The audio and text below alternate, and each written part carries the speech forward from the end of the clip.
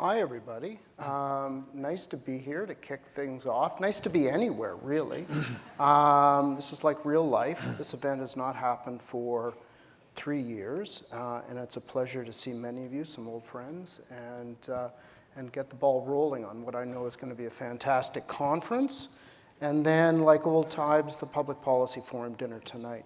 So I'm Drew Fagan, and I'm going to introduce our two distinguished guests, Ambassador Elish Campbell and Ambassador McKay. Elish Campbell is appointed Ambassador of Canada to the European Union in October 2020. She joined the Department of Foreign Affairs and International Trade, actually, exactly 20 years ago as a trade negotiator and spent time at the Privy Council office as well, at Industry Canada. She actually spent 3 years at the Business Council of Canada as well as Vice President, International and Fiscal Policy. In 2015, she returned to the public service and was General Director, Economic Development and Corporate Finance at Finance Canada. So she's gotten around the system for sure. And from 2017 to 2020, she was Canada's Chief Trade Commissioner and Assistant Deputy Minister, leading the Global Affairs team of trade commissioners across internationally, and was really, I know, instrumental in increasing digital services and many other aspects in the wake of the trade agreements that we've signed. And she has a doctorate in international relations from Oxford. Ian McKay is studied at UBC, has an MBA from Queen's, ICD from Rotman, and spent his career in international finance. Worked in London, in Tokyo, in New York, I believe. Yes, sir. And then actually worked, we were just talking about this earlier because we overlapped, from 2001 to 2005, worked for a number of ministers, Alan Rock, Hussein, David Emerson. He was, from 2010 to 2013, National Director of the Liberal Party of Canada, also served as CEO of the Vancouver Economic Commission, which is the City of Vancouver's economic development agency. He did that from 2013 to 2018. At that point, he became the first CEO of Invest in Canada, which some of you may have read about, with regard to being an agency of the Government of Canada responsible for encouraging inward investment, and was appointed Ambassador of Canada to Japan on April 15th, 2021. So exactly 1 year. Indeed. Yeah. Okay, so let's get it started. I'm going to start with a few questions. I hope we'll have questions from the audience. I'm going to turn to Ailish to start off because she's in a hot spot right now in Brussels, obviously. So we actually have engaged once or twice in the last 3 months on a couple of things. But I want to ask you simply, what's it like these days? Who are you engaging with regard to coordination with our missions, our own missions in EU capitals, particularly with EU governments? Mm-hmm. You know, across town is your NATO colleague, David Angel. What's it like these days? How challenging? Yeah, first I just want to say a huge thanks to PPF for having us, to Ed and his entire team. You've done an incredible job to get us together in person. And Drew and Ian, it's great to see you. It's my first time home since I was posted in the middle of the pandemic in October 2020. So we had procured vaccines, if you cast your minds back, but we didn't know if any of them were going to work. Right. And you asked, what's a typical day? I frankly kind of wish there was a typical day in Brussels. One day was a call from the Prime Minister and the Privy Council office and Procurement Canada to say that we needed to get all of our mRNA vaccines for the first 6 months of 2021 from Europe, from EU supply chains. So you asked, who do I engage with? And what I can sort of shorthand you with is that the European Union is 27 member states, 27 countries, sovereign countries, who've kind of ceded a certain amount of their sovereignty to this totally unique entity called the European Union that's headquartered with the European Commission led by President Ursula von der Leyen in Brussels, and that the heads of state keep an eye on this institution through President Charles Michel, who heads a body called the European Council of all the heads of state of those 27 members. This is in a backdrop of Brexit, So one of, I would say, the member states that we had just the easiest synergy with, along with France, no longer a member. So the answer is it's a complex web of engaging with the senior members of those institutions. But I would also say I have never seen more cohesion and communication between Canada and the EU ever.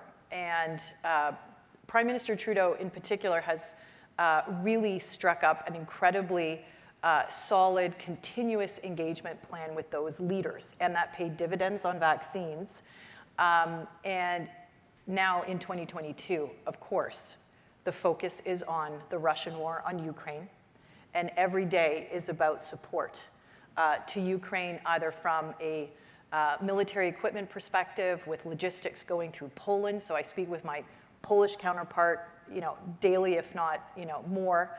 I speak, of course, on the humanitarian side, with over now 7 million Ukrainians outside of Ukraine seeking temporary protection in EU member states, and of course in Canada, as well as partners like the United States.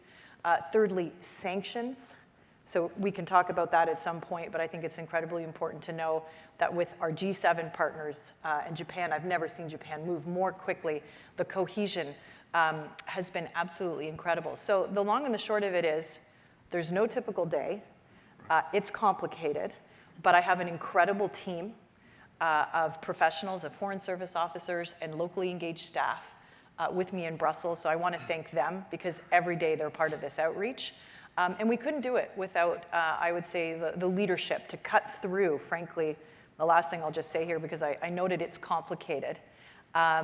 We really need that high-level engagement that the Prime Minister and Minister Joly and Minister Anand on the NATO side with Ambassador Angel have brought to this relationship. So every day is a choose-your-own-adventure, and it's never dull. Every day is an adventure. Let me stay with you, Ailish, for just a second. I think people are struck by the degree of EU unity in response to the invasion. There are some relative outliers, Hungary, for example, but I think this week you saw an attempt by Vladimir Putin to divide the EU. You mentioned Poland with its actions with regard to gas, cutting off of gas supplies to Bulgaria and Poland. Can EU unity hold? Absolutely, and it will. And that's because this is a threat to our fundamental values and democracy, but people are losing their lives. It is clearly an illegal additional invasion further to the 2014 invasion of Crimea. And the war crimes, the way in which Russia is conducting this illegal war is just so egregious that none of us can look away. So there's going to be huge economic and social challenges. There's a moral imperative to support Ukraine, and I have never seen, as much as there are, as I say, discussions every day about the nature, in particular, of energy sanctions, which are very difficult for the EU, but what that I see them getting to on coal, oil, and gas, step by step, so that they can maintain their unity in the face of what is the biggest crisis. And I think this is one of the key messages I just wanted to share with Canadians, is that essentially this is the biggest crisis, the biggest war on the European continent since World War II. Right. And we're at quite a distance from it, but we are absolutely standing up and doing our part, and Canada is part of that response. So I want to ask both of you about the potential Canadian response in terms of energy supplies. I saw a question from the audience, something I wanted to ask you, to Ailish, to start off with, and the commitments the EU is making to at least reduce dependence on Russian energy, or in some cases eliminate it. So what kind of timelines are they talking about? How realistic is it? The pressures, and whether we can do something with regard to that. I'm thinking the East Coast and the West Coast, Ian, because I want to talk about Japan and its energy security. Germany took a big step with regard to Nord Stream 2, but still challenges. Take us through that, if you would, and then maybe Ian. Sure. Well, stylistically, one key number, two key numbers is like 2 billion and 267 billion. We do 2 billion Canadian dollars a year of trade with Russia. The EU is more than 200 times that at 267 billion. So the order of magnitude of exposure to Russia is incredible. Ukraine, as many of you know, is also a very key food supplier. And so over 25 countries depend on 50% or more of their wheat on Ukraine or Ukraine and Russia supply chains. And so this is not just an energy crisis, but I want to highlight for the world that this is a food insecurity crisis where Canada, again, will play a role. The EU, as I say, has 27 member states, and long story short, some of them are incredibly dependent, well above 50% on Russia for particularly their gas, which is not easily substitutable. What I can say is that we've seen member states like the Baltics, Lithuania, Latvia, Estonia, strike out early and quickly to say they will no longer import certain energy products and are importing from other sources. Some member states, and I would just highlight here France and the importance of nuclear. Canada also has an important nuclear piece in our energy mix, far less dependent on Russian gas. And you have the southern member states, and I would highlight here Spain, which has more supply chains coming from Africa and the Middle East. So there are alternatives, but Eastern Europe in particular and Germany are very dependent on Russian gas. They are working through what those alternatives are. I will say that the green transition, climate action, our commitment to not only price carbon, but also reduce it according to our Paris commitments in lockstep with our partners, including the EU, is absolutely part of the plan. The EU is not going to turn on that green transition towards renewables. So while there might be, I would say, bumps in the road because they're looking for alternative supplies, and there's talk about substitution, the idea is to absolutely in the medium to long term continue to make those substitutions in a way that's also environmentally responsible. Every day, Europe is still spending about 800 million euro just on energy with Russia. And so you can imagine, that's according to some estimates. So you can understand why, again, there's an imperative for some of those member states who are dependent to figure that pathway out. We've heard different estimates. I'm going to be perfectly frank, Drew. There is no blueprint as of today. There is an objective to get off of dependence on the oil side of this by the end of 2022. And gas, question mark, 2023 or 2024. But I think you said it off the top. The point is that this transition has started, right, that this awareness of the way Russia has weaponized energy dependence has been, now this is just a sea change for our partners and particularly for Germany. The ending of Nord Stream 2, a fundamental structural change in German economic and foreign policy, and we're going to be there to continue to support them, particularly on the natural gas to hydrogen transition, which is why we're so excited about what we're learning on the West Coast in our energy supplies to Asia and to Japan. Let's get to Japan and to Asia. So Ian, I noticed this week that the Japanese government announced that they were going to end shipments of Russian coal.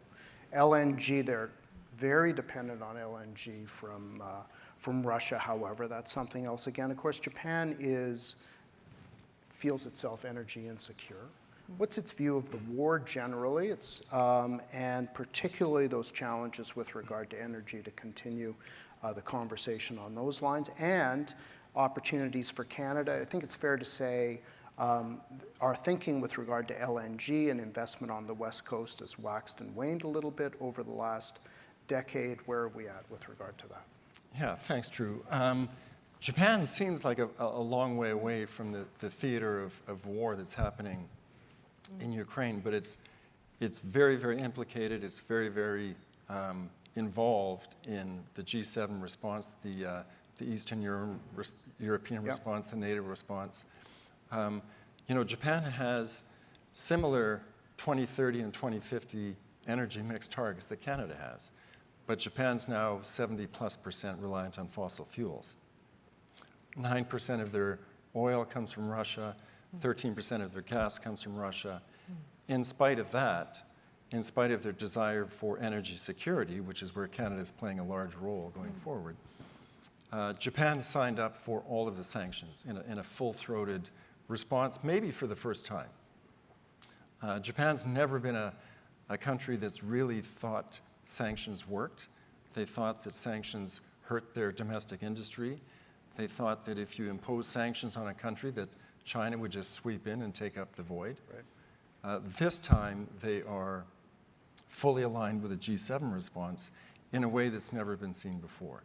So the implications are, of course, they are very keen in Japan for the LNG Canada project to get completed in about 18 months' time, because we will be making up an enormous amount of their LNG requirements. But looking further down the road, Japan and Canada, by the way, the relationship, the bilateral relationship politically, economically, culturally, is probably as strong as it's ever been. But they are looking to us as a key piece of what they define as their national economic security, defined primarily by energy and food. And Canada is going to have to step up and play a bigger role in our exports of ag products, food products, seafood products, and of course LNG, propane. We're the second largest supplier of propane gas to Japan. And then in the future, renewables, hydrogen, ammonia.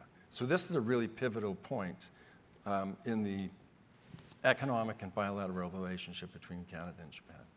I want to get to the bilateral relationship both with the EU and with Japan. And of course, free trade agreement signed with the EU, bilateral. Canada and Japan part of the multilateral Trans-Pacific Partnership, comprehensive and progressive Trans-Pacific Partnership. But first, I want to ask Ailish one last question specifically on Ukraine. Fast-track status for Ukraine with regard to EU membership. They're filling out forms as we speak, I think. They have been given verbal assurances with regard to fast-track status, whatever that means. So let me ask you, what does that mean, and what do you think the process is with regard to that? Well, I think the most important thing is that the Ukrainian people themselves know that they have the full support of the European Union and have been welcomed into the EU family to begin that process. The process belongs to the European Union itself, and I have to tell you, it is terribly complicated. Yeah. I mean, imagine our constitution and legislation, as well as the ability to say that you can adhere to all of that, and you're in the middle of a war. So I can't tell you what the detailed process is, because the European Commission and Ukraine are frankly working that out right now. This has never been done before, this kind of engagement and process. So what I can safely say is that Canada will lend any kind of support that it can, particularly to Ukraine, because we have, through our comprehensive economic partnership and our incredible number of regulatory and other dialogues, including on digital and data, we know the EU system incredibly well.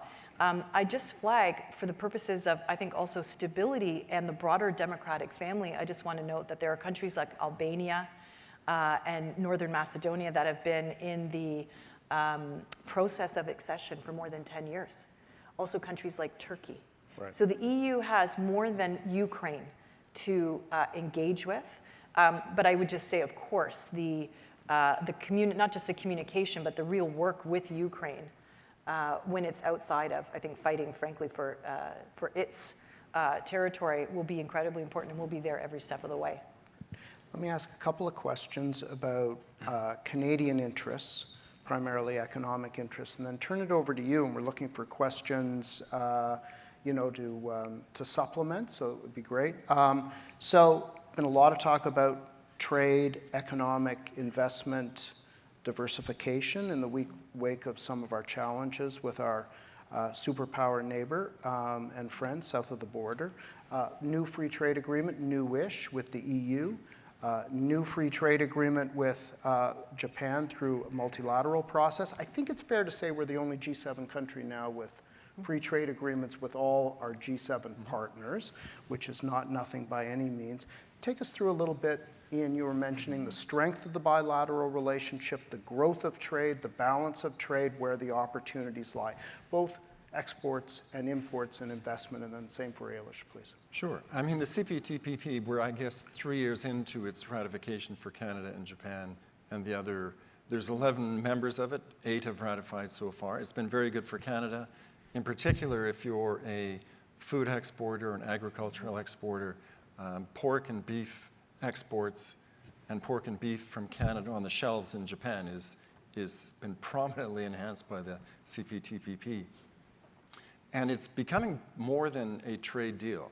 The bilateral trade relationship last year was about $30 billion. Almost even. There's about $14.5 billion going their way and $15.5 billion coming our way. So it's a pretty good relationship. But Japan views it more than a trade relationship. It's really a geopolitical relationship to involve Canada and like-minded countries more in the region, to preserve what they would call the status quo of power and equilibrium in the Asia-Pacific. And so, as you probably know, the United States is not part of CPTPP. That gave Canada a huge advantage as a first mover for many of our agriculture products and energy products. But looking longer term, Japan and probably Canada would think it wise for the United States to be part of this arrangement because China has applied for participation in the CPTPP. Japan would view that as frankly speaking, an existential threat if China was in that and the United States wasn't. So in that context, Canada is a very important player, not just on the trade front, on the economic security front for Japan, but the broader geopolitical machinations that are playing out with respect to, almost on a weekly or monthly basis, North Korea is launching missiles towards Japan. There's little bits of economic coercion being dealt with from China. So these multilateral trade and geopolitical arrangements are super important for Japan. Interesting answer on the geopolitical aspects. Ailish? Yeah, I'll just build on what Ian was saying because I think the key word is interoperability. Canada will be the most interoperable, not just, I think you said it well, it's an economic and geopolitical partnership. It's a supply chain. It's a trusted supply chain partnership, and we will be the most interoperable nation on the planet given our relationships with Mexico, the United States, with our CPTPP partners, and with the EU, and of course bringing on a full agreement with the UK. We've got to have a vision for the future that is, of course, about not only our natural factor endowments, our energy, but also our clean technology. So that work on carbon capture and storage, on hydrogen, on small modular nuclear, all of that is, as this crisis in Ukraine is highlighting, is more essential than ever. And I think the third piece is our incredibly talented individuals. We really can't forget that at the heart of all of this are just incredibly innovative and entrepreneurial Canadians and people. And we need to maintain our place as an attractive place to come, to live, to raise a family.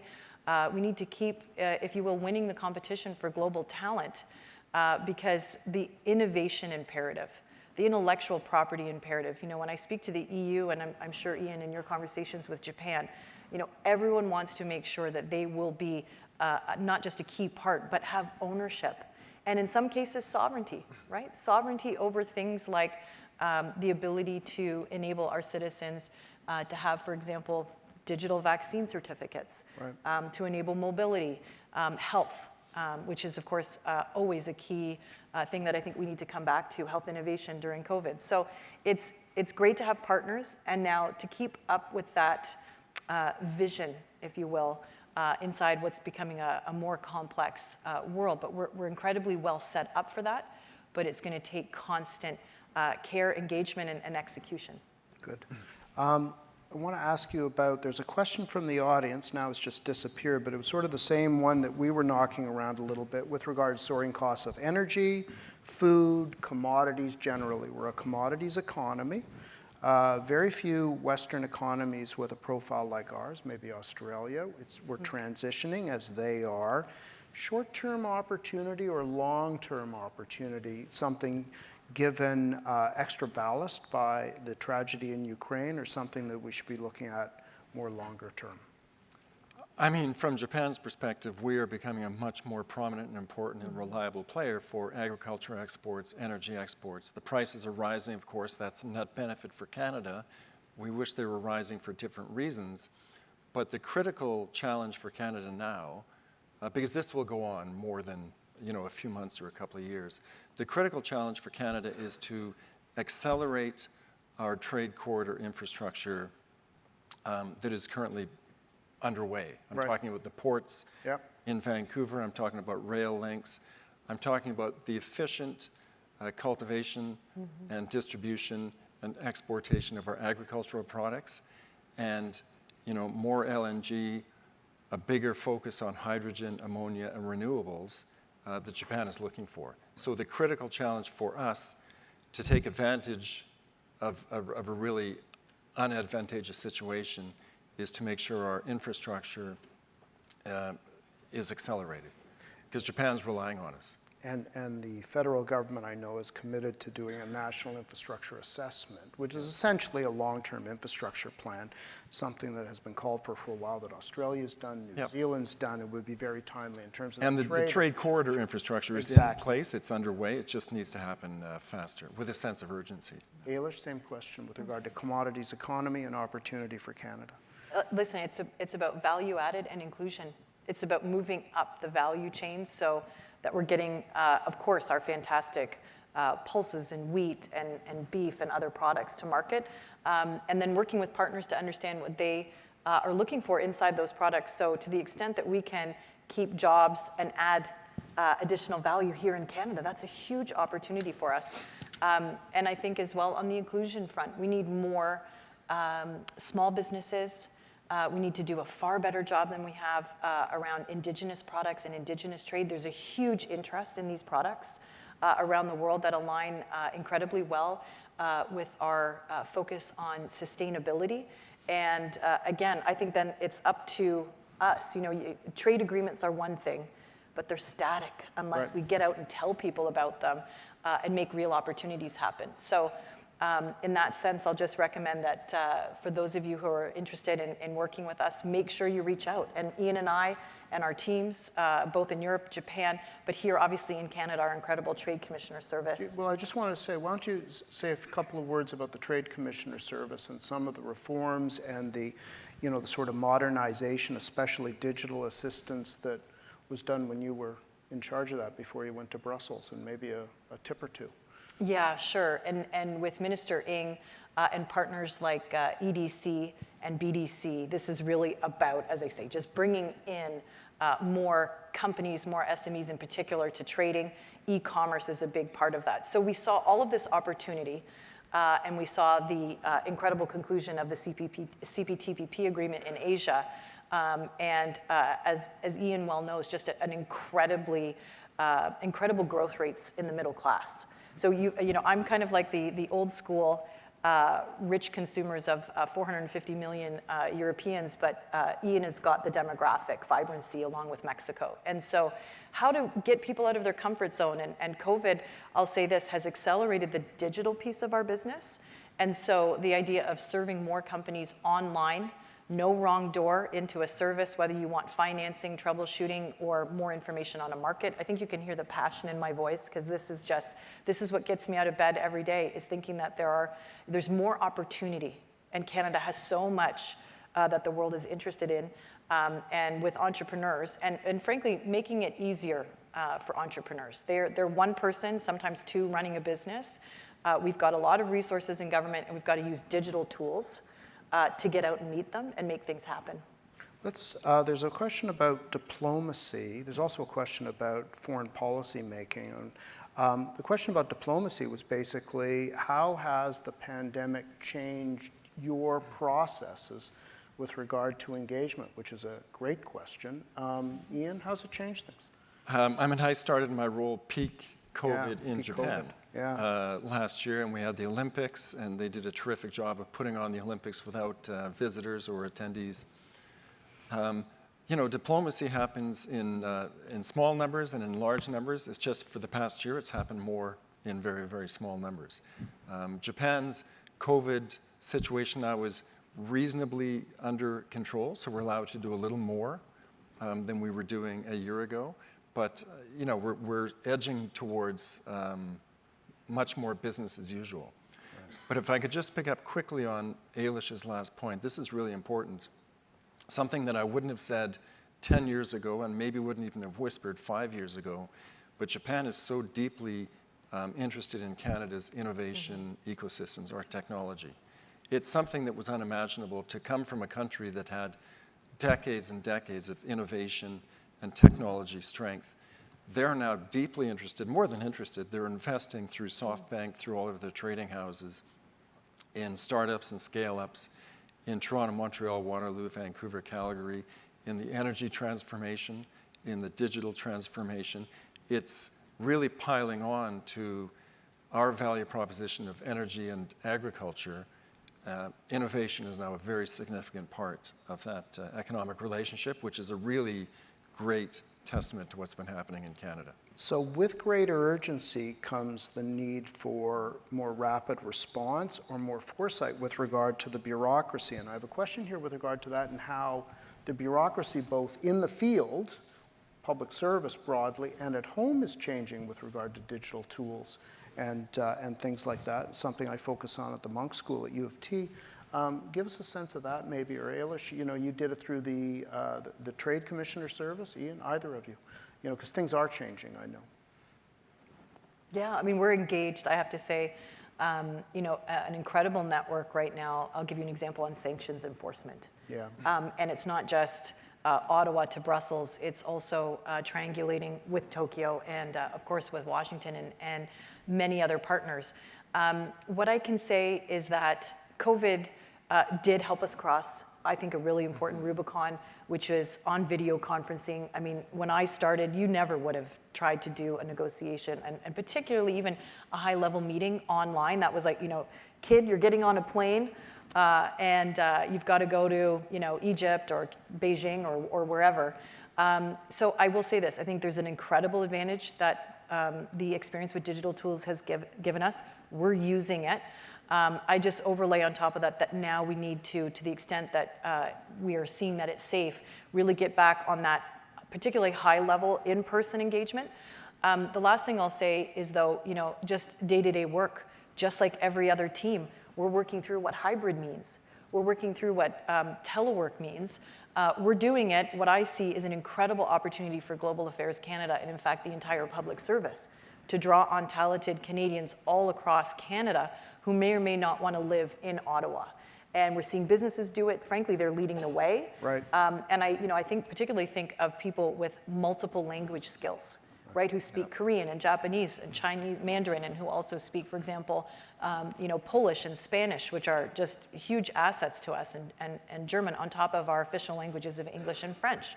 And I think we've got an opportunity here. So I think there's, we've got work to do. But we've started. I just met, for example, our incredible intern who's based here in Toronto. I've never met her in person. She's been an incredible member of our team. We couldn't have done without her for the last 6 months. She's at the Munk School, so thanks, Munk School. Excellent. We need more of that. But Drew, it's a really important question. COVID and the Ukrainian situation has proved that government actually can move at the speed of real life. I'm not sure how sustainable it is, but in particular, I think about the Japan situation.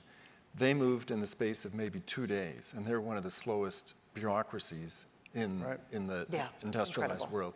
They moved within 2 days to completely flip their view on sanctions and how they were going to respond. Germany, as you referenced, Germany did a 180-degree flip on much of their foreign energy policy as a result of this. Switzerland changed their mind overnight from the status of neutrality to start supporting some of the sanctions. Finland decided over a weekend to look at NATO. So I think these crises have proven that governments, when required, can move at the speed of real life. We'll just see how that feeds into future modalities and operationals going forward. Last question. I know we're running out of time. There was a question about a foreign policy review. We haven't done one since 2005. I'm actually not going to ask the two of you about a foreign policy review because it's really not for you to say, but it's something that it might be worth drawing attention of Ottawa to. But there is Indo-Pacific review strategy underway. Give us any updates on when it's coming out and what the expectations are with regard to that. It's really important. Former Prime Minister Abe of Japan started his notion of a free and open Indo-Pacific just a few years ago, and that concept has been widely embraced by Canada, the United States, and like-minded countries. And flowing from that vision that was created in Japan, we in Canada are developing an Indo-Pacific strategy. And it's happening right now at Global Affairs. I think it's happening at the speed of the real world.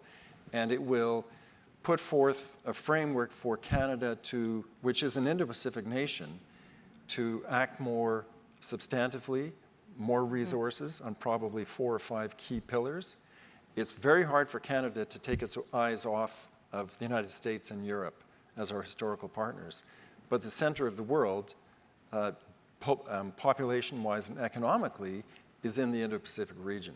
So there's some very exciting work happening, which is great for me and my post in Tokyo. I think we're going to see before the end of the year a significant, substantive Indo-Pacific strategy that will bode well for Canada for decades to come, I think. Excellent. Please join me in thanking Ian, our ambassador to Japan, and Ailish, our ambassador to the European Union.